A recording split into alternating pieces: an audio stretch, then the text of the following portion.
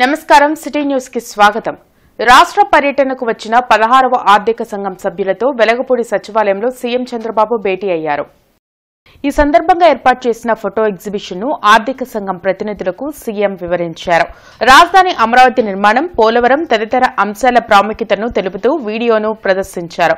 కేంద్రం నుంచి రాష్ట్రానికి రావాల్సిన నిధులు, ప్రత్యేక సాయంపై సభ్యులకు వివరించారు.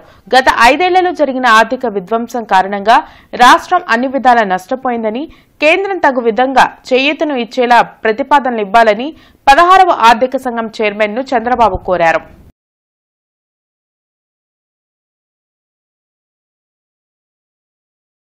రాజధాని అమరావతిపై కొంతమంది లేనిపోని అపోహలు సృష్టిస్తున్నారని మంత్రి నారాయణ మండిపడ్డారు.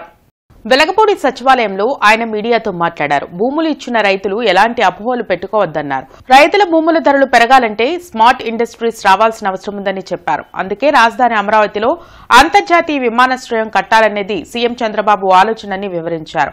ఎయిర్పోర్ట్ కోసం భూసేకరణ లేదా భూ సమీకరణ అనేది ఇంకా నిర్ణయం తీసుకోలేదని మంత్రి నారాయణ స్పష్టం చేశారు. ల్యాండ్ పుల్లింగ్, ల్యాండ్ అక్విజిషన్ అనేది ఇంకా ఆలోచిస్తున్నాం.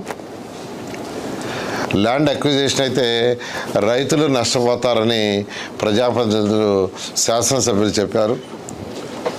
అయితే ల్యాండ్ పుల్లింగ్ అయితే కొద్దిగా ఎక్కువ తీసుకోవాల్సి వస్తుంది. ఎందుకంటే ల్యాండ్ పుల్లింగ్ తీసుకున్నప్పుడు దాన్ని డెవలప్ చేసి ఇవ్వాలి రైతులకి, మళ్ళీ వాళ్ళకి ప్లాట్లు ఇవ్వాలి.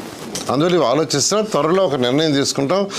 ఏది ఏమైనప్పటికీ అమరావతి క్యాపిటల్ సిటీ ఏదైతే ఉందో దీంట్లో ఆల్రెడీ 41,000 కోట్లకి టెండర్లు కంప్లీట్ చేసి ఇచ్చేసాం.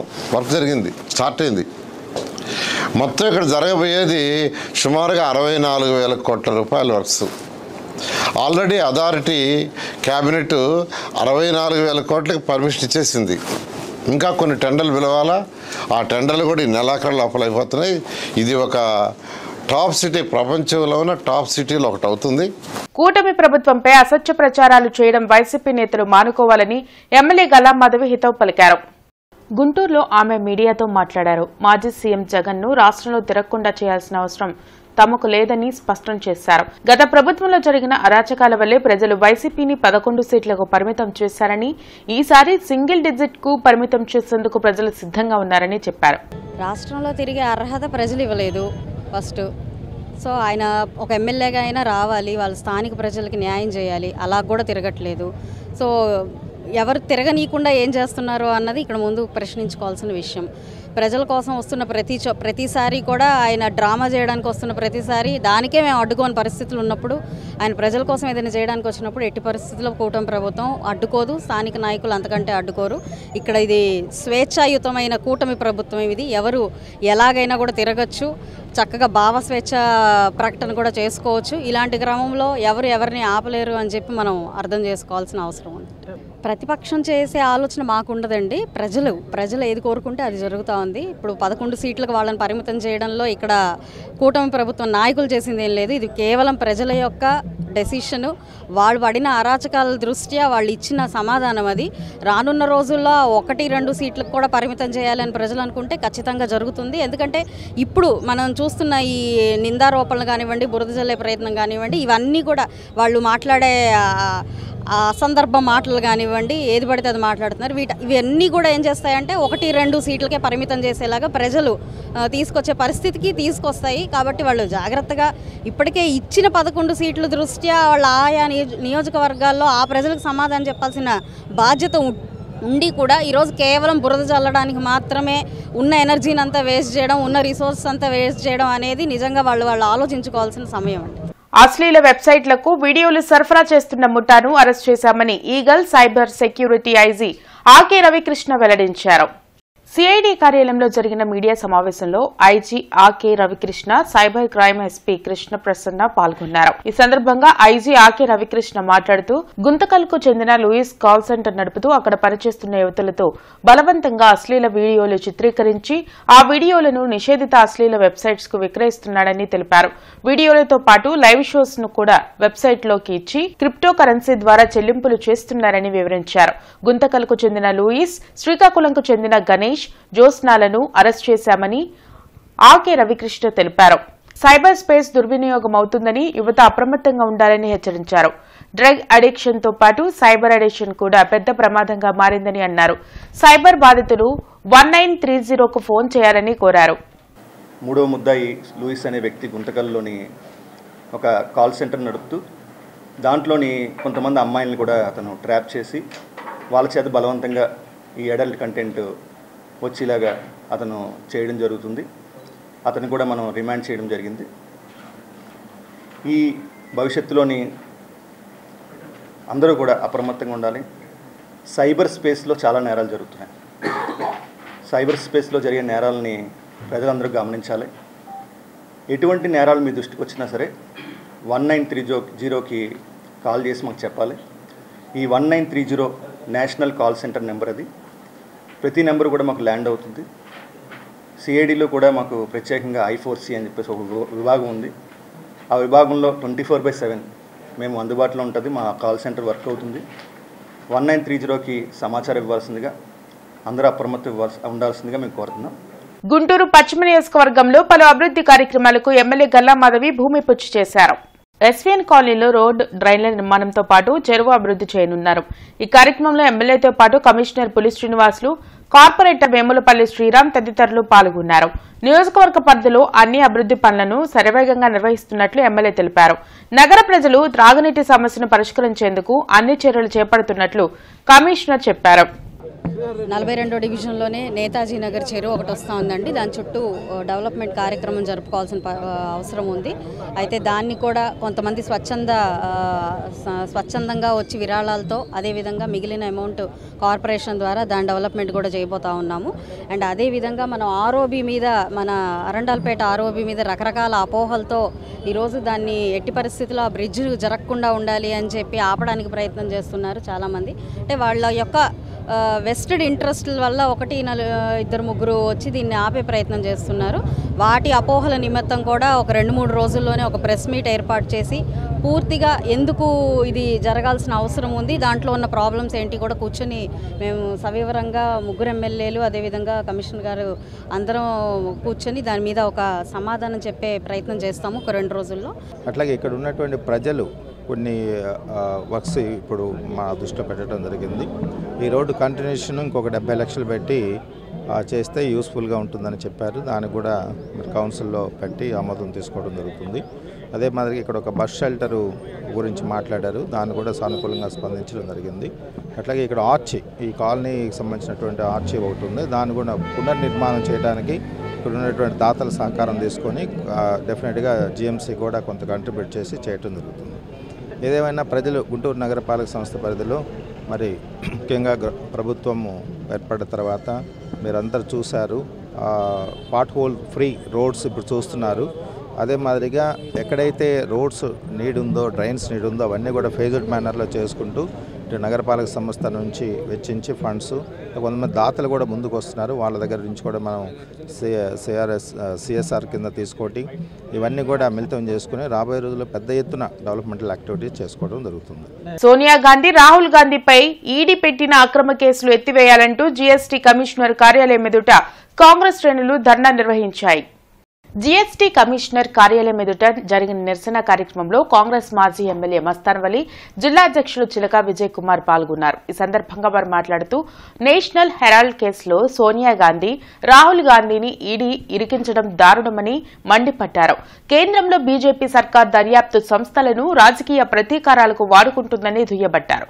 వెంటనే కాంగ్రెస్ నేతలపై పెట్టిన కేసులు ఉపసంహరించుకోకపోతే దేశవ్యాప్తంగా ఆందోళన చేస్తామని హెచ్చరించారు. ఈ కార్యక్రమంలో జిల్లా కాంగ్రెస్ నేతలు పాల్గొన్నారు. కాంగ్రెస్ పార్టీని ఎదుర్కొనే సత్తా లేకుండా, కాంగ్రెస్ పార్టీ అంటే భయం పుట్టినటువంటి భారతీయ జనతా పార్టీ నరేంద్ర మోడీ గారు భయంతో ఇవాళ ఛార్జ్షీటు 13 సంవత్సరాల తర్వాత ఛార్జ్షీట్ వేసి ఈ రోజున కాంగ్రెస్ పార్టీ ఆధ్వర్యంలో ఈ గుంటూరు జిల్లాలో ఈ నిరసన కార్యక్రమం చేపట్టామని చెప్పి మీ ద్వారా తెలియజేస్తా ఉన్నాం. ఈ దేశం కోసం ప్రాణాలు అర్పించినటువంటి కుటుంబం, ఈ దేశం స్వాతంత్రం కోసం ప్రాణాలు అర్పించి స్వాతంత్రాన్ని సిద్ధించుకున్నటువంటి కాంగ్రెస్ పార్టీ ఎవరిని భయపెడతారు? మీరు ఏం చేయగలుగుతారు? మీరు నిజమా? నిజంగా అక్రమాలు జరిగినాయా? రాహుల్ గాంధీ గారి కుటుంబం, గాంధీల కుటుంబం 600 కోట్లు 5,000 కోట్లకి అక్రమాలు చేసినాయా? అరే ఈ దేశమే గాంధీల కుటుంబం, ఈ దేశంలో ఉన్న ప్రతి ఒక్క అంగుళం గాంధీల సొంత ఆస్తి, వాళ్ళ త్యాగాలతో నిర్మించబడిన ఈ భారతదేశం చరిత్రను మీరు మభ్యపెట్టలేరు మోడీ గారు. 9వ MPFI laser run seniors and masters national championship 2025-26 పోటీలు గుంటూరులో జరిగాయి. టీజేపీఎస్ కళాశాలలో నిర్వహించిన ఈ పోటీల్లో దేశంలోని వివిధ ప్రాంతాల నుంచి వచ్చిన క్రీడాకారులు పాల్గొన్నారు. ఈ క్రీడపై అవగాహన కలిగిస్తూ జాతీయ స్థాయిలో బహుమతులు కూడా సాధిస్తున్నట్లు మోడర్న్ పెంటతలాన్ అసోసియేషన్ చైర్మన్ వెంకటేశ్వరరావు తెలిపారు. కార్యక్రమంలో ఉజ్వల్, కేవీ బ్రహ్మం తదితరులు పాల్గొన్నారు. ఇది చాలా కొత్త కాన్సెప్టు. చాలామందికి ఈ యొక్క లేజర్ షూటింగ్ అనేది ఎట్లా చేశారో కూడా తెలియదు. మరి ఇటువంటి వినూత్నమైన నూతనమైన ఆవిష్కరణలు కానీ ఏ విషయంలో కానీ మన టీజేపీఎస్ కళాశాల ముందుంటుందని చెప్పేసి నేను ఈ యొక్క సందర్భంగా మీ అందరికీ తెలియజేస్తున్నాను. మరి అంతేకాకుండా అనేక సమ్మర్ ప్రోగ్రామ్స్ కూడా మేము చేస్తున్నాము. రేపు రాబోయే రోజుల్లో ఒక 45 days summer programmes, kabaddi, kho kho ఇలాగ అన్ని కార్యక్రమాలు చేస్తున్నాము. వీటన్నిటిలో కూడా మీరందరూ కూడా పార్టిసిపేట్ చేసి జయప్రదం చేయవలసిందిగా కోరుతున్నాను. కొంతవరకు ఇక్కడ అవేర్నెస్ అనేది తక్కువ మన ఆంధ్రప్రదేశ్లో, కానీ గత 4 సంవత్సరాల్లో ఈ గేమ్ని ఆంధ్రప్రదేశ్లో మేము చాలా వరకు ఇంప్రూవ్ చేశాము. ఎందుకంటే కడప, అలాగే అనంతపురం, కాకినాడ, చిత్తూరు, విజయనగరం, విశాఖపట్నం ఇవన్నీ ఏరియాలను కూడా చిల్డ్రన్ చాలా ఎక్కువ పాల్గొన్నారు లాస్ట్ 4 ఇయర్స్. మొన్న నేషనల్ గేమ్స్లో కూడా పార్టిసిపేట్ చేయడం జరిగింది. లాస్ట్ ఇయర్ గోవాలో పార్టిసిపేట్ చేయడం జరిగింది. గోవాలో మెడల్స్ కూడా తెచ్చాము. అలాగే ఈ సంవత్సరం చంద్రబాబు నాయుడు గారి నాయకత్వంలో స్పోర్ట్స్కి మంచి ఇంప్రూవ్మెంట్ అనేది ఇస్తున్నారు. అలాగే వాళ్ళందరినీ మంచి ప్రోత్సాహం ఇస్తున్నారు. కాబట్టి నెక్స్ట్ మేఘాలయలో జరిగే నేషనల్ గేమ్స్లో మన ఆంధ్రప్రదేశ్ నుంచి మంచి టీంని మేము పంపించి మెడల్ తెచ్చే దిశగా ప్రయత్నం చేస్తాం. కృష్ణానగర్లోని గుంటూరు రీజియన్ ఈపీఎఫ్ కార్యాలయంలో రాజ్యాంగ నిర్మాత డాక్టర్ బిఆర్ అంబేద్కర్ జయంతి నిర్వహించారు. అంబేద్కర్ చిత్రపటానికి PF state additional commissioner Veerabhadra స్వామితో పాటు భవిష్య నిధి పెన్షనర్స్ వెల్ఫేర్ అసోసియేషన్ రాష్ట్ర జనరల్ సెక్రటరీ సాజ్ హుసేన్, ఇతర అధికారులు పాల్గొన్నారు. ప్రతి పౌరుడు హక్కులను కాపాడేలా అంబేద్కర్ అతిపెద్ద లిఖిత రాజ్యాంగాన్ని భారతదేశానికి అందించారని సాజ్ హుసేన్ తెలిపారు. మన అంబేద్కర్ సేవల గురించి ఏమేం చెప్పాలో నేను మన ఎంప్లాయీస్ అందరికీ వివరించి చెప్పాను. తర్వాత రెండో విషయం ఏంటంటే, ముఖ్యంగా ఇక్కడ ఆర్టికల్ యొక్క మన కాన్స్టిట్యూషన్లో ఉండే 11 నుంచి 25 ఆర్టికల్ వరకు, 14 నుంచి 25 ఆర్టికల్ వరకు ఎంత పొరపాట్లు జరుగుతున్నాయో ఇండియాలో అందరికీ తెలుస్తూనే ఉంది, చూస్తూనే ఉన్నాము. దాని అందరినీ ప్రతి ఒక్క పౌరుడు గౌరవించి దానికి అవసరం ఇచ్చినప్పుడు వాడుకొని మన యొక్క అర్హతను, మన రైట్ని తెలియజేయాలని ఈ యొక్క టీవీ సభాముఖంగా నేను అందరికీ తెలియజేస్తున్నాను. భారతదేశంలోని మొట్టమొదటిసారిగా 88 ఏళ్ల వృద్ధునికి థైరోప్లాస్టీ ఆపరేషన్ విజయవంతంగా చేసి మాట వచ్చేటట్లు చేశామని డాక్టర్ ఫణీంద్ర కుమార్ తెలిపారు. బ్రాడీపేటలోని Shri Sathya Sai ENT and melody voice clinic లో జరిగిన మీడియా సమావేశంలో డాక్టర్ ఫణీంద్ర కుమార్ మాట్లాడారు.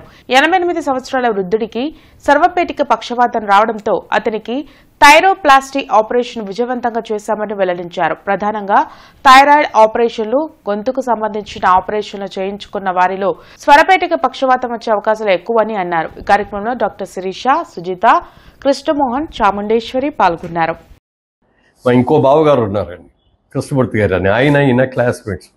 ఆయన వెంటనే చెప్పారు, గుంటూరులో మా క్లాస్మేట్ ఉన్నాడు, బ్రహ్మాండమైన డాక్టర్, బాగా చేస్తాడు, నేను కూడా వస్తాను, మీరు 2 దగ్గర నుంచి చేయిస్తాను అని చెప్పి వచ్చి తీసుకొచ్చి చేశారు. నేను గుర్తుపట్టలేhinది ముందు. ఏమంటే మనకు పరిచయం ఉంది, గుర్తుందా అన్నారు. గుర్తు లేదండి అన్న. అదేంటంటే మీరు మా అసోసియేషన్లో మీటింగ్ కూడా పెట్టి అందరితో కూడా పరిచయాలు చేశారు కదా అన్నా, కానీ గుర్తు రాలే. ఆయనకి ఆపరేషన్ చేసేట తీసుకొచ్చారు స్ట్రెచ్చర్ మీద బయటికి. మురళీమోహన్ గారు, చూడండి మీ బావగారితో మాట్లాడిస్తాడు. నేను, బావగారు బాగున్నారా అన్న? బాగున్నాను అన్నారు. గట్టిగా చెప్పండి, ఆయన వినపట్టలేదు, గట్టిగా చెప్పండి ఇంకా డబ్బా ఇచ్చారు. ఆయన అప్పుడు ఇంకా గట్టిగా చెప్పారు. ఈ థైరోప్లాస్టీ ఆపరేషను మన ఇండియాలో ఫస్ట్ టైము మొట్టమొదటి ఆపరేషన్ గుంటూరులోనే చేయడం జరిగింది. సో దీన్ని ఫోనో సర్జరీ అంటాం. ఈరోజు ప్రత్యేకత ఏంటంటే, ఈ ఆపరేషన్ని 88 సంవత్సరాలు గల ఒక ఆయనలో, వృద్ధుల్లో ఈ ఆపరేషన్ చేయాల్సిన అవసరం వచ్చింది. ఈ ఆపరేషన్ని మేము ఇక్కడ వికాస్ హాస్పిటల్ ఉంది, అక్కడ విజయవంతంగా చేశాము. దీని ప్రత్యేకత ఏంటంటే, ఇంతవరకు ఈ వయసు గల వాళ్ళు ప్రపంచంలో ఎక్కడ ఈ ఆపరేషన్ను జరగలేదు ఇటువంటి ఇంత వయసు గల వాళ్ళల్లో. సో 88 సంవత్సరాల వయసు గల ఆపరేషన్ ఈ వయసు ఈయనలో ఈయన పేరు లక్ష్మణరావు గారు పేషెంట్ పేరు. ఈయన అమెరికాలో ఉండగా ఈయన వాయిస్ పోయింది. పోతే అక్కడ డాక్టర్లు చూసి ఇది ఆపరేషన్ చేయాలి, కానీ అమెరికా కంటే ఇండియా అని మీకు బెటర్ అని చెప్తే వాళ్ళు కనుక్కొని విచారించి నా క్లాస్మేట్ డాక్టర్ కృష్ణమూర్తి ద్వారా దగ్గరికి వచ్చారు. వాళ్ళు అన్ని పరీక్షలు చేసి ఈ ఆపరేషన్ చేశాం. ఈ 88 సంవత్సరాల వృద్ధుల్లో చేసిన ఆపరేషన్ చాలా విజయవంతంగా జరిగింది. అతనికి మాట చాలా చక్కగా వచ్చింది. ఆయన ఫ్యామిలీ మెంబర్స్ కూడా చాలా సంతోషించారు. ఇవి ఇప్పటివరకున్న వార్తా వివరాలు. మరికొన్ని వార్తా విశేషాలతో మళ్ళీ కలుద్దాం. అంతవరకు సెలవు. నమస్కారం.